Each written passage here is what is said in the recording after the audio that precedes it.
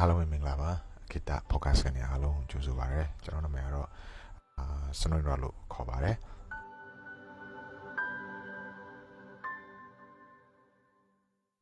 ဒီ podcast ကိုကျွန်တော်လုပ်ဖြစ်တဲ့အကြောင်းရင်းပေါ့နော်ကျွန်တော်ရှင်းပြနည်းနည်းလေးတူလေးရှင်းပြချင်တယ်ပေါ့လေဘာကြောင့်ဒါကိုလုပ်ချင်လဲပေါ့ဆိုတော့ဒါကတော့ကျွန်တော်ရဲ့ဒီပထမဦးဆုံးဒီမိတ်ဆက်တဲ့episode လေးလဲပြောလို့ရတာပေါ့နောက် episode တွေမှာပဲကျွန်တော်အဲ့လိုမျိုးကျွန်တော်ပြောချင်တဲ့အကြောင်းအရာလေးတွေကိုတော့ကျွန်တော်တင်ဆက်ပြောပြပေးသွားမှာပေါ့နော်ဒီဒါကတော့ဒီ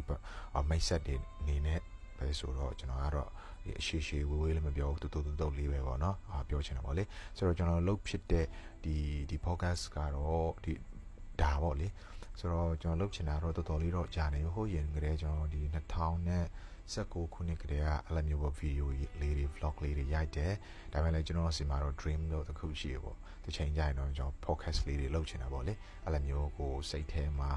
ကိုပြောချင်တာပြောလေအစုံတော့လို့ပေါ့ပြောချင်တာပြောအဲ့မျိုးနားထောင်နေဖြစ်စနားမထောင်နေဖြစ်စီစသည်ဖြစ်ပေါ့လေအဲ့ဒါကိုကျွန်တော်စဉ်းစားရတယ်ပေါ့နော်ဒါပေမဲ့လည်းဒီနှစ်2024ရောက်တော့မှဒါ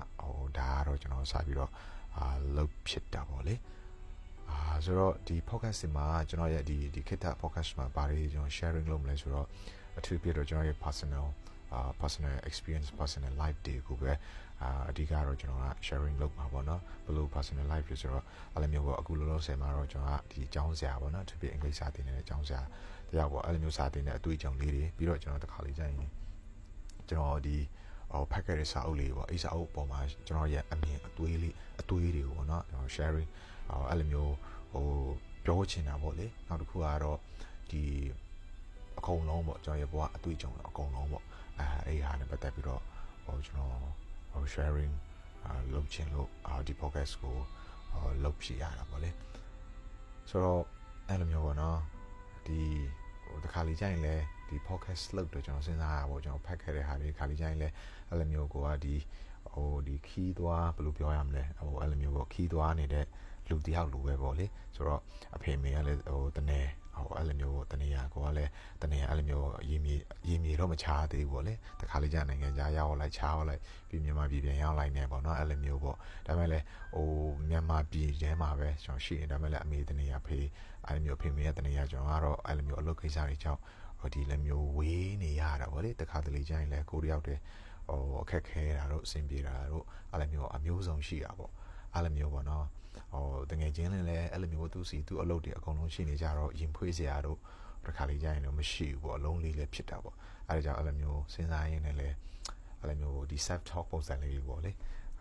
ဘယ်လိုလုပ်ရင်ကောင်းမလဲဆိုတော့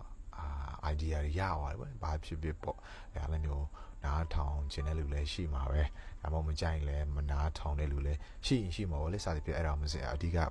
မထားပဲနဲ့အဲ့လိုမျိုးကိုလှုပ်ချင်တာပေါ့လေအဲ့လိုမျိုးနောက်တစ်ခုကလည်းကိုလှုပ်ချင်တဲ့အရာလည်းဖြစ်တယ်ပြီးတော့အဲ့လိုမျိုးကိုလိုမျိုးဂျုံသွင်းနေရတဲ့အဲ့လိုမျိုးကိုလိုမျိုးစူးစမ်းအဲ့လိုမျိုးဘယ်လိုပြောမလဲဆိုတော့စူးစမ်းရုန်းကန်နေတဲ့ကိုယ့်ရဲ့ညီတွေကိုယ့်ရဲ့ညီမတွေဒါမှမဟုတ်ကိုယ့်ရဲ့ကိုစသည်ဖြင့်ကိုယ့်ရွယ်သူလူဒီအလှော်ပေါင်းစုံပါပေါ့နော်တမျိုးတစ်ဖုံနေနဲ့ဒီကျွန်တော် podcast ကိုအဲ့လိုမျိုးနားထောင်ပြီးတော့မှစိတ်သက်သာရတာပဲဖြစ်ဒါမှမဟုတ်ရင်လမ်းကြောင်းတခုဖြစ်ပေါ့နော် motivation ဖြစ် inspiration ဖြစ်သူရရင်လည်းကျွန်တော်ဒါကတော့အတိုင်းမသိတော့ဝမ်းသာတာပေါ့လေ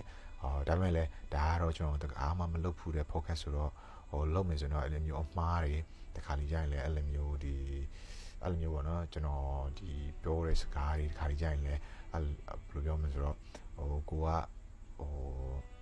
လိုပြောမလဲဆိုလူကတော့ perfect မဖြစ်နေတော့တခါကျအမြင်ကလေးတွေ share လိုက်တဲ့ thoughts လေးတွေကအဲ့လိုမျိုးပေါ့ဒီဘယ်လိုပြောမလဲဆိုတော့အဲ့လိုမျိုးပေါ့ဒီ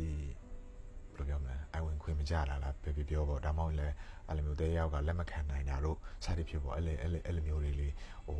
ပါကောင်းပါနိုင်မှာပေါ့နော်ဆိုတော့ဒါအမြင်ပဲလေဆိုတော့ကိုသဘောတူပြီးဖြစ်စေသဘောတူမတူတဲ့ဖြစ်စေပါဒါကတော့ဒီနားထောင်တဲ့လူတွေပေါ်မှာပဲမူတည်တာပေါ့လေကျွန်တော်ကတော့အဲ့လိုမျိုးပေါ့ကျွန်တော်မြင်တဲ့ shoot out ကနေကျွန်တော်ကတော့ဒီ podcast ထဲမှာပြောသွားမှာပေါ့နော်ဒါကတော့ဒီ podcast ကတော့ဒီမိတ်ဆက်တဲ့ podcast လေးပဲဆိုတော့ကျွန်တော်ကတော့